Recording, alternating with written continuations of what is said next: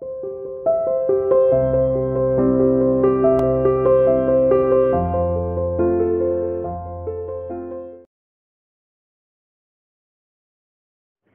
to CR International School online study classes bete. I hope all of you will be fine at home, right? We are doing business study chapter number 7, the sources of business finance. बेटे last lecture में, last video में मैंने आपको बताया था कि किसी भी बिजनेस फर्म को 3 वे में फाइनेंस की नीड होती है, long term financial needs, short term financial needs and the medium term financial needs. Long term कौन सी थी बेटे? लॉन्ग टर्म फाइनेंशियल नीड्स कौन सी थी? जो आपको 10 ईयर्स एंड अबाउ की जरूरत पड़ती है बेटे, आपको 10 साल के लिए लोन चाहिए, लॉन्ग टर्म फाइनेंशियल नीड्स है।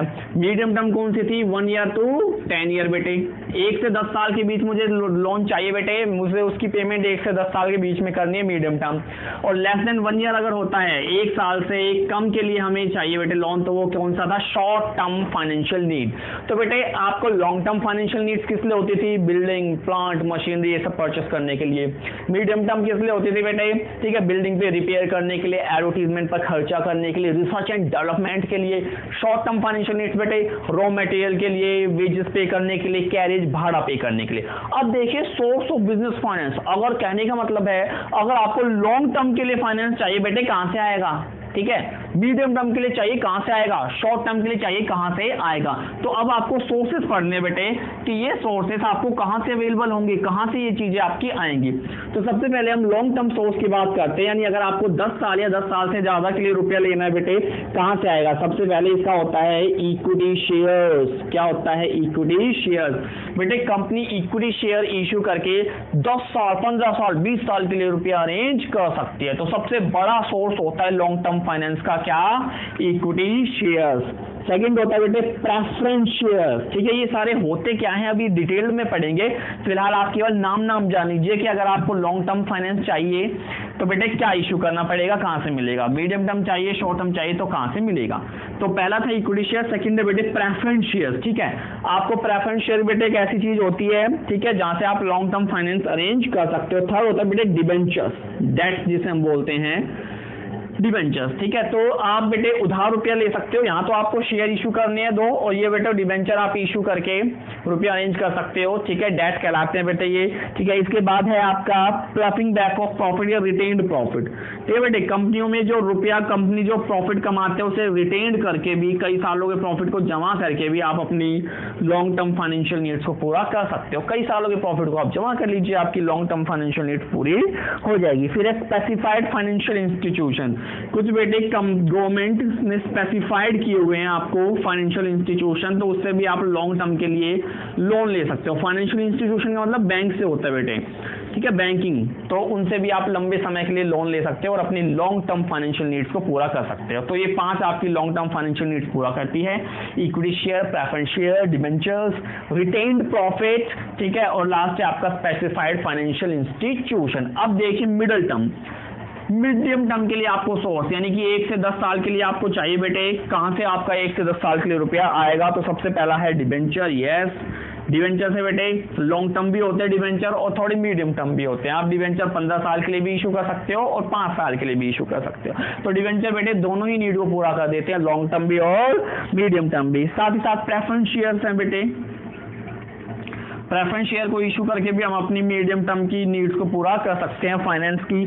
थर्ड पब्लिक डिपॉजिट बेटे, पब्लिक से आप उधार ले सकते हो, पब्लिक के डिपॉजिट को आप एक्सेप्ट कर सकते हो। ठीक है, पब्लिक में आप कुछ शेयर्स वगैरह इशू करके बेटे, बॉन्ड्स वगैरह इशू करके रुपया उठा सकते हो। ठीक है, कमर्शियल बैंक है बेटे, कमर्शियल बैंक से हम अपना लोन ले सकते हैं 5-7 सालों का। ठीक है, इस तरह से आप वहां से भी रुपया ले सकते हो। तो ये मीडियम टर्म सोर्सेस था, debenture, preference share, public deposit और कमर्शियल बैंक। अब भाई ये शॉर्ट टर्म, 1 साल या 1 साल से कम के लिए आप क्या कर सकते हो बेटे? तो आप बैंकों से ओवरड्राफ्ट ले सकते हो बेटे। ओवरड्राफ्ट आपको पता ही है, जब हमारे बैंक में जितने रुपए जमा हो उससे ज्यादा हम निकाल लेते हैं तो ओवरड्राफ्ट कहलाता है बेटे।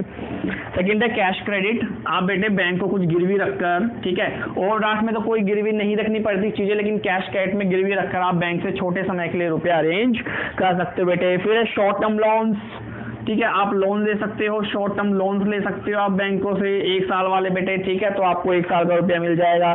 Discounting of bill of exchange बेटे, ठीक है, बिल ऑफ एक्सचेंज को आप डिस्काउंट करा सकते हो और फिर वहां से अपना छोटा समय के लिए रुपए अरेंज कर सकते हो। ट्रेड क्रेडिट बेटे आप अपनी आसपास की जो उधार फर्म है उनसे उधार ले सकते हो। ट्रेड क्रेडिट जैसे सिमिलर बिजनेस में है बेटे, ठीक है, मुझे रुपए की जरूरत है तो मैं सामने वाले से रुपए मांग लूँ। ट्रेड क्रेडिट यानी कि व्यापारिक उधार भी आप ले सकते हो। और लास्ट बेटे इंटर कॉर्पोरेट डिपॉजिट। इंटर यानी एक कंपनी दूसरी कंपनी को रुपया जमा कर सकती है, डिपॉजिट कर सकते हैं, इंटर कॉर्पोरेट डिपॉजिट। ठीक है, इंटर यानी कि बिटवीन टू, यानी एक कंपनी दूसरी कंपनी का रुपया यूज कर सकते हैं। इंटर कॉर्पोरेट डिपॉजिट को भी हम यूज कर सकते हैं। देखिए बेटे, हमने आपको बताया था कि लॉन्ग टर्म सोर्स कौन कौन से होते हैं। लॉन्ग टर्म सोर्स में सबसे पहला आपका आया था इक्विटी शेयर। अब हम इक्विटी शेयर को बेटे डिटेल में पढ़ने वाले हैं, क्या होता है, ठीक है, कैसी चीज होती है। तो सबसे पहले देखिए शेयर कैपिटल क्या होते बेटे। कंपनी जब शेयर्स को जनरल पब्लिक में इशू करते बेटे, ठीक है, the shares which are issued in general public is called as a share capital. उसे हम क्या कहते हैं, शेयर कैपिटल कहते हैं। तो आपसे बताया हुआ है capital that is issued, that capital that is issued and mobilising from general public is called share capital बेटे। ठीक है, जो कंपनी की टोटल कैपिटल होते बेटे, टोटल रजिस्टर्ड कैपिटल जो होती है, ठीक है, या ऑथोराइज्ड कैपिटल होते बेटे, वो डिफरेंट पार्ट्स में बटी हुई होती है, डिफरेंट पार्ट्स में बटी हुई होती है। तो जो कंपनी के इक्विटी शेयर होते हैं, द टोटल कैपिटल होती है that is divided into small parts, that is divided into small parts, small part, each part is called share, each part is called share. तो जो बेटे कंपनी की capital छोटे छोटे हिस्सों में बटी होती है, स्मॉल पार्ट में बटी होती है, उसे हम क्या कहते हैं, शेयर कहते हैं। जैसे फॉर एग्जांपल बेटे कंपनी के पास 10 लाख की शेयर है, कैपिटल है, कितने की है, शेयर कैपिटल। अब कंपनी से कैसे बांट सकते हैं बेटे, वी हैव, ठीक है, 10 लाख की कैपिटल में हम क्या कर सकते हैं बेटे, 10,000 शेयर्स को, ठीक है, 100 से मल्टीप्लाई, यानी कि 10,000 शेयर हैं कंपनी के और हर शेयर का प्राइस कितना है, 100, ठीक है, यानी कि ईच शेयर का प्राइस कितना है, 100। तो ये 10,000 शेयर हो गए बेटे। तो कंपनी की 10 लाख की कैपिटल 10,000 हिस्सों में बटी हुई है और हर हिस्सा उसका क्या कहलाता है, शेयर कहलाता है। ठीक है, तो ये होते हैं आपके equity share. Equity share general public में इशू किए जाते हैं।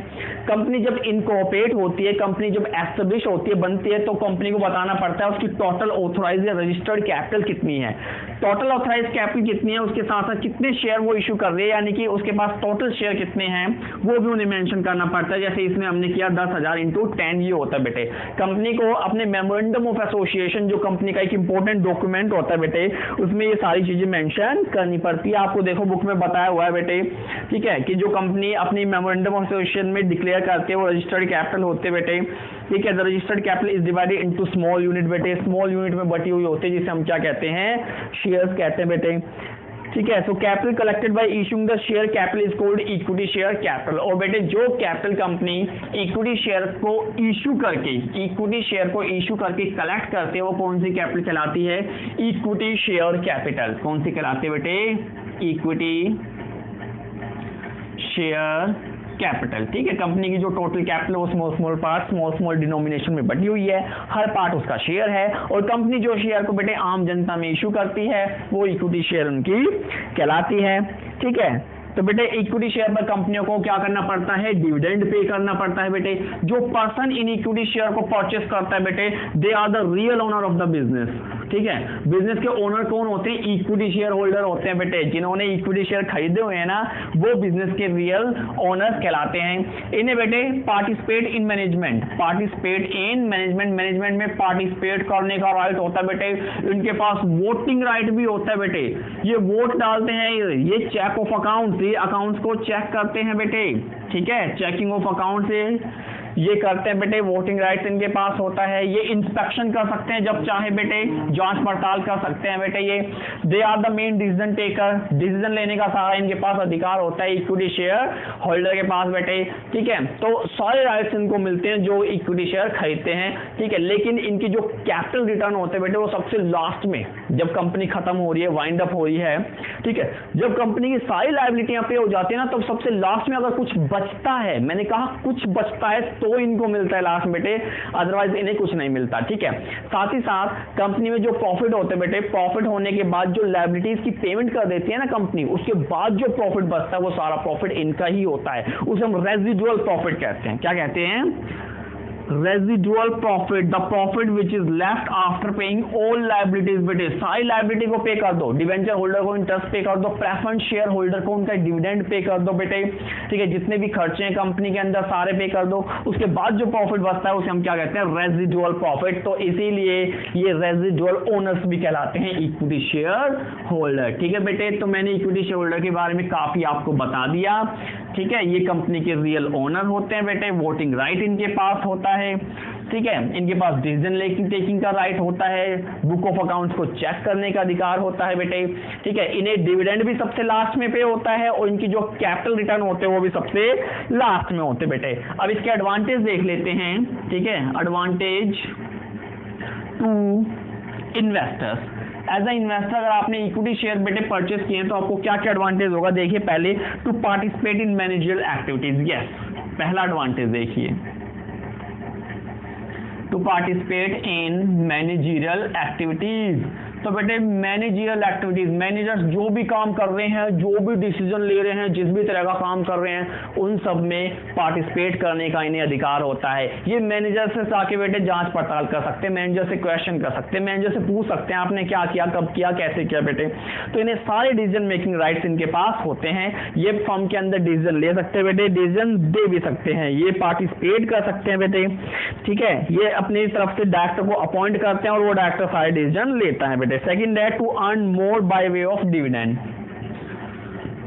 to earn more by way of dividend। बेटे मैंने अभी अभी आपको बताया कि कंपनी के अंदर जो प्रॉफिट्स होते हैं, ठीक है, उन प्रॉफिट में ऑल लायबिलिटीज पे करने के बाद, ऑल लायबिलिटीज पेड करने के बाद जितना भी प्रॉफिट बचता है वो सारा किसका होता है बेटे, इक्विटी शेयर होल्डर का होता है। तो सपोज करके देखिए अगर किसी साल कंपनी में ह्यूज प्रॉफिट हो जाए, ह्यूज बहुत ज्यादा प्रॉफिट हो जाए और बेटे सारे एक्सपेंस पे करने के बाद भी उनके पास बहुत प्रॉफिट बचता है, तो उस सभी प्रॉफिट पर किसका राइट्स है, इक्विटी शेयर होल्डर का राइट्स है। तो उन्हें बेटे हाई रेट से फिर डिविडेंड मिलता है। क्या मिलता है, हाई रेट से लाभांश या डिविडेंड मिलता है। इसीलिए इक्विटी शेयर का बेटे ये एडवांटेज है कि to earn more profit by way of dividend. अगर कंपनी को अच्छा प्रॉफिट होता है तो उसके बाद कंपनी को क्या होता है, बहुत ज्यादा डिविडेंड बहुत ज्यादा मिल जाता है। थर्ड है to earn capital profit, to earn capital profit.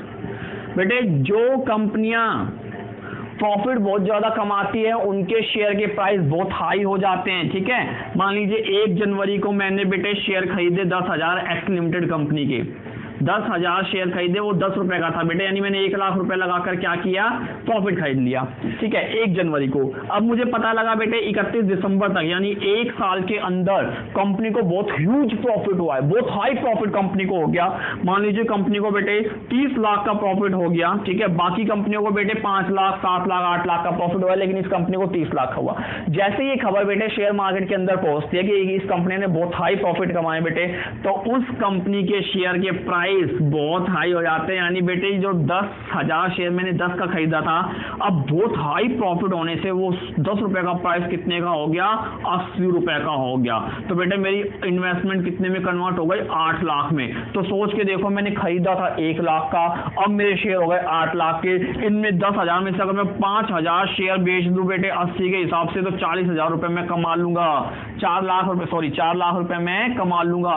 तो 1 लाख से मैंने 8 लाख बनाए, 8 लाख में से 4 लाख मैंने बेच दिए बेटे, ये कैपिटल प्रॉफिट का कहलाता है। जब शेयर के प्राइस बेटे इंक्रीज हो जाते हैं और इंक्रीज प्राइस पर आप शेयर को बेचकर प्रॉफिट कमाते हो, ध्यान दीजिएगा, जब शेयर के प्राइस इंक्रीज हो जाए और इंक्रीज प्राइस पर आप शेयर को बेचकर बेटे प्रॉफिट कमाते हो तो वो कैपिटल प्रॉफिट कमाता है। तो बेटे कहने का मतलब है equity share holders capital profit भी बहुत हाई कमाते हैं।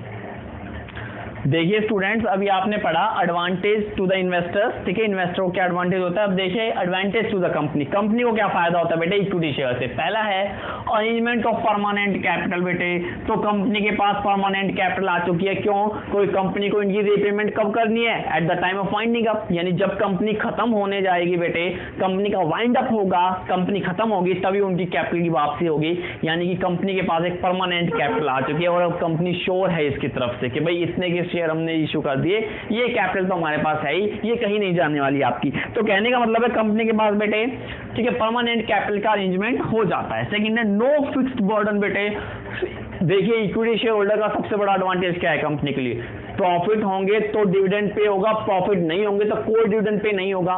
कंपनी को बेटे टेंशन लेने की जरूरत ही नहीं है भाई प्रॉफिट होंगे तो मैं पे कर दूंगी बेटे, ठीक है। कंपनी सोचेगी कि मैनेजर सोचेंगे कि भाई प्रॉफिट होगा तो मुझे इक्विटी शेयर होल्डर को पे करना है, नहीं हुआ तो नहीं करना, यानी कोई फिक्स बर्डन ही नहीं है आपके ऊपर। वो कह ही नहीं सकते भाई डिविडेंड पे करो, क्योंकि इक्विटी शेयर होते ही इस तरह के हैं, प्रॉफिट बहुत हाई है तो उन्हें बहुत हाई प्रॉफिट होगा, और प्रॉफिट नहीं है तो फिर उन्हें लॉस होगा, क्योंकि उन्हें कुछ नहीं मिलने वाला। यानी कि कंपनी के पास बेटे कोई फिक्स बर्डन नहीं होता इक्विटी शेयर की तरफ से, वो श्योर रहती है कंपनी के भाई इक्विटी शेयर को हमें कुछ पे नहीं करना। आगे देखिए, इंक्रीज इन क्रेडिट वर्थीनेस, ठीक है। क्रेडिट वर्थीनेस यानी कि उधार पेमेंट करने की क्षमता, ठीक है, उधार पेमेंट करने की क्षमता, या फिर गुडविल में इंक्रीज होना बेटे, कंपनी की ख्याति में इंक्रीज होना।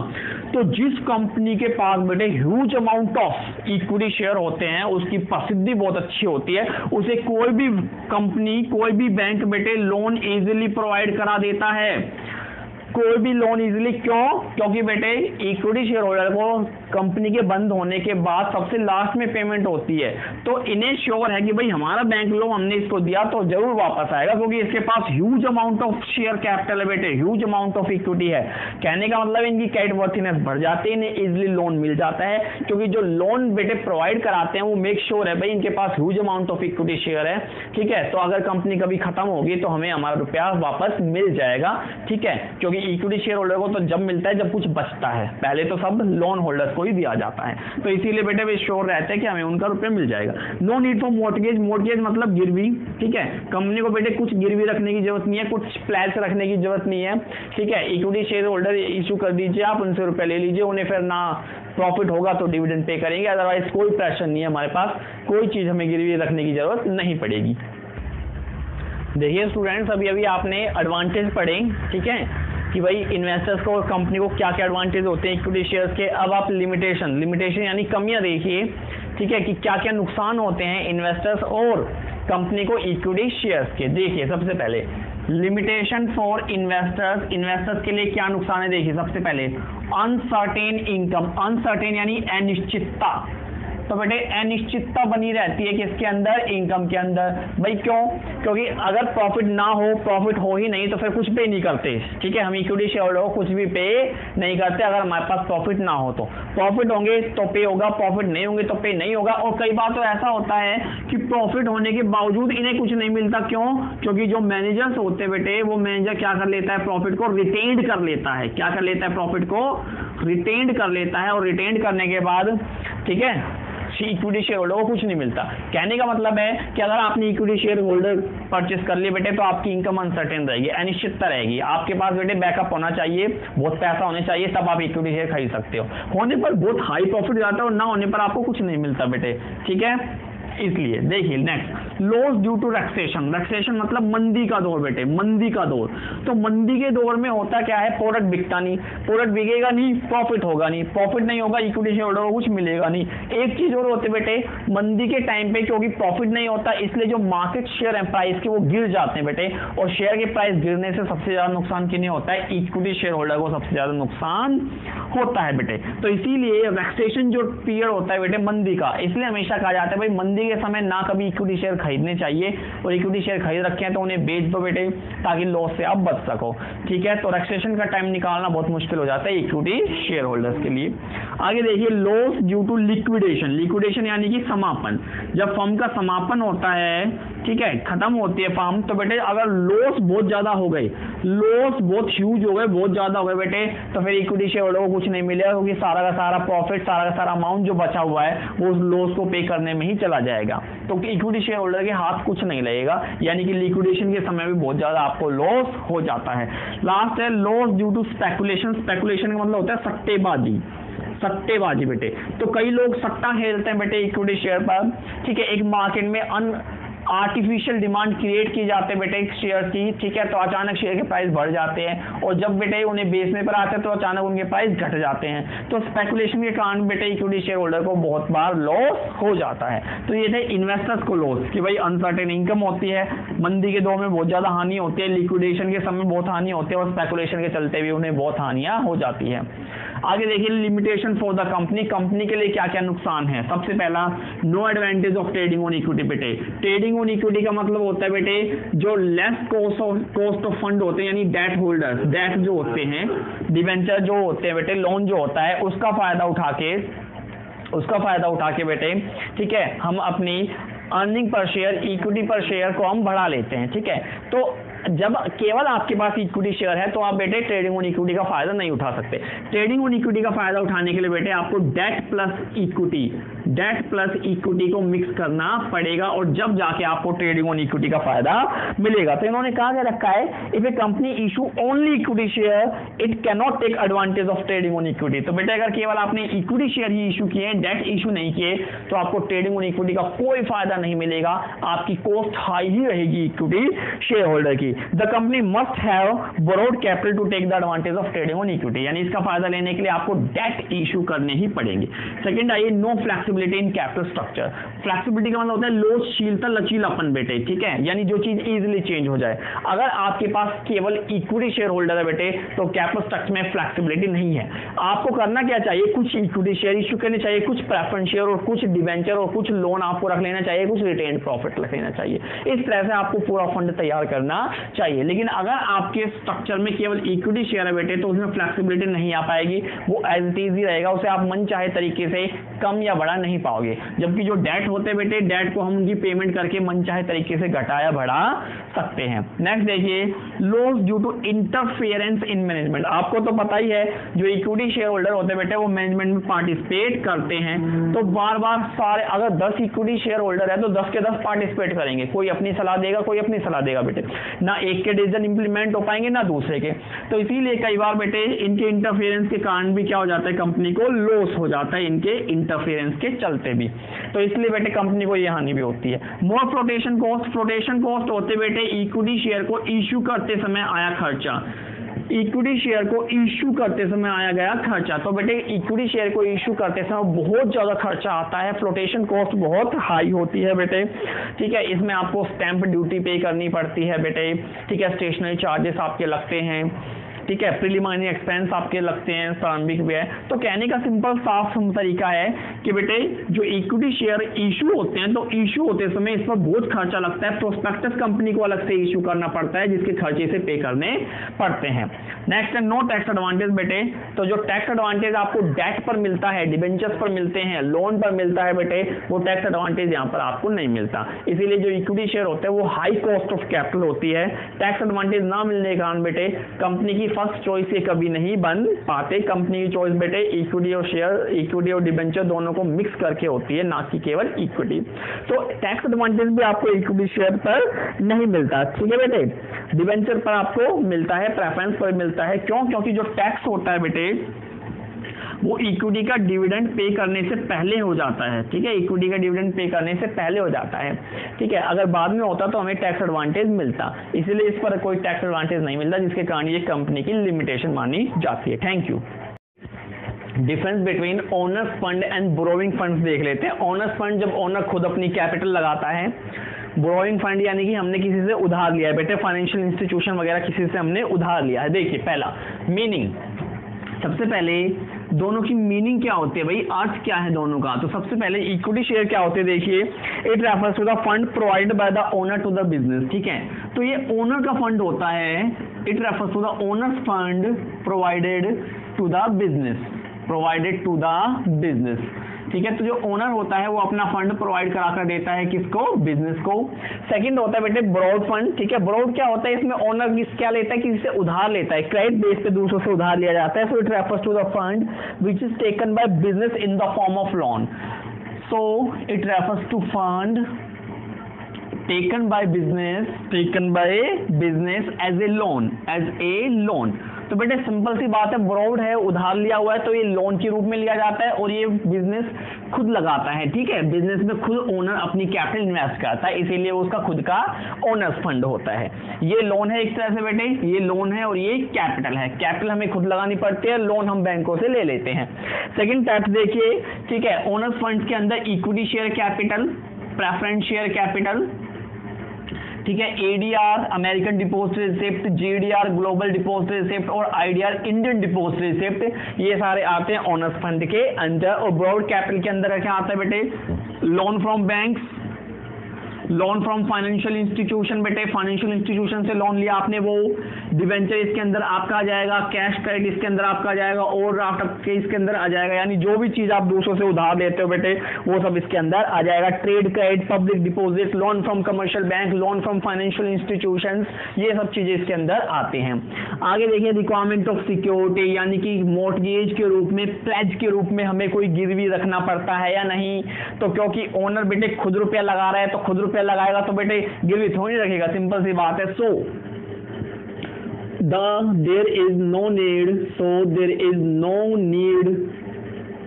to put the security on mortgage or pledge, ठीक है बेटे। तो आपको गिरवी रखने की कोई जरूरत नहीं है, कोई भी चीज को आपको गिरवी रखने की जरूरत नहीं होती, ठीक है, क्योंकि बिजनेस में बेटे ओनर फंड प्रोवाइड करा रहा है, उसका बिजनेस है, अपने रुपए मिल रहा है तो गिरवी नहीं रखने। जबकि जो ब्रॉड है बेटे, लोन आपको चाहिए कुछ ना कुछ गिरवी रखना पड़ता है, प्लेज में के रूप में रखना पड़ता है। So on this point there is a need of security, तो यहाँ पर नीड ऑफ सिक्योरिटी होती है, हमें कुछ ना कुछ, ठीक है, हमें कुछ ना कुछ को क्या रखना पड़ता है, गिरवी के रूप में रखना ही पड़ता है। आगे देखिए कंसीडरेशन बेटे, ओनर्स को फंड इन्वेस्ट करने के बाद क्या मिलता है बेटे, डिविडेंड या प्रॉफिट, ठीक है, डिविडेंड या प्रॉफिट मिलता है बेटे। पार्टनरशिप फर्म में जो रुपया लगाता है उसमें प्रॉफिट मिलता है, कंपनी के अंदर जो शेयर परचेस करते हो आप उसके ऊपर डिविडेंड मिलता है। तो बेटे यहाँ पर जो है आपका owners gets the profit by way of consideration, और यहाँ हमें क्या मिलता है, इंटरेस्ट। अगर आपने सोच के देखिए बैंक से लोन लिया हुआ बेटे तो आपको इंटरेस्ट पे करना पड़ता है, डिवेंचर लिए हुए इंटरेस्ट पे करना पड़ता है, और ड्राफ्ट पे, कैश क्रेडिट पे, सब पे आपका क्या जाता है, इंटरेस्ट जाता है।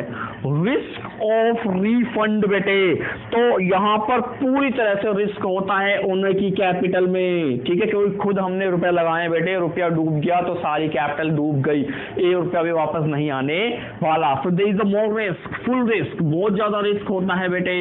इक्विटी शेयर में बहुत ज्यादा रिस्क होते हैं, रुपए वापसी की कोई गारंटी नहीं है बेटे, ठीक है। जबकि यहाँ पर जो होता है there is no risk, there is no risk, यहाँ रिस्क नहीं होता, यहाँ आपको इंटरेस्ट भी मिलेगा और आपके लोन की वापसी भी की जाएगी, लोन की पेमेंट की जाएगी। तो कहने का मतलब है यहाँ पर बहुत हाई रिस्क है, यहाँ पर देयर इज नो रिस्क, कोई रिस्क नहीं होता। पीरियड ऑफ इन्वेस्टमेंट बेटे, यहाँ लाइफ टाइम इन्वेस्टमेंट करनी पड़ती है हमें, ठीक है, लाइफ टाइम इन्वेस्टमेंट करनी पड़ती है। आपने एक बार अपने रुपए लगा दिए बेटे ओनर्स इक्विटी के अंदर, आपने रुपए लगा दिए, जब फर्म खत्म होगी, बंद होगी, उसका वाइंड अप होगा, तभी आपकी कैपिटल आपको मिलेगी, और उसकी भी कोई गारंटी नहीं है कि वो मिलेगी या नहीं मिलेगी, क्योंकि फर्म के एंडिंग के टाइम, वाइंडिंग अप के टाइम बहुत ज्यादा लॉस हुआ बेटे तो वो लॉस पे करने पड़ेंगे, आपको कुछ नहीं मिलेगा। तो लाइफ टाइम की इन्वेस्टमेंट यहाँ पर रहती है, इसलिए बेटे परमानेंट सोर्स ऑफ कैपिटल होता है बिजनेस के लिए, ठीक है, परमानेंट सोर्स ऑफ कैपिटल होता है बिजनेस के लिए। So its refund takes place on the winding of the company, तो जब कंपनी बेटे वाइंडिंग अप होगी, ठीक है, तभी उसको क्या किया जाएगा, हमने किया जाएगा, ठीक है। आगे देखिए पीरियड ऑफ इन्वेस्टमेंट बेटे, यहाँ पीरियड ऑफ इन्वेस्टमेंट जनरली क्या होता है, ठीक है, कुछ समय के लिए होता है, सम टाइम के लिए होता है बेटे, उस टाइम के अंदर आपको रिफंड वापस पे करना पड़ता है। कंट्रोल ओवर बिजनेस बेटे, ठीक है, यहाँ पर बिजनेस का ऊपर पूरा फुल कंट्रोल होता है, और यहाँ बिजनेस के ऊपर इनका कोई कंट्रोल नहीं होता, बिकॉज ये क्या होते हैं, क्रेडिटर्स होते हैं, तो कोई कंट्रोल यहाँ नहीं होता।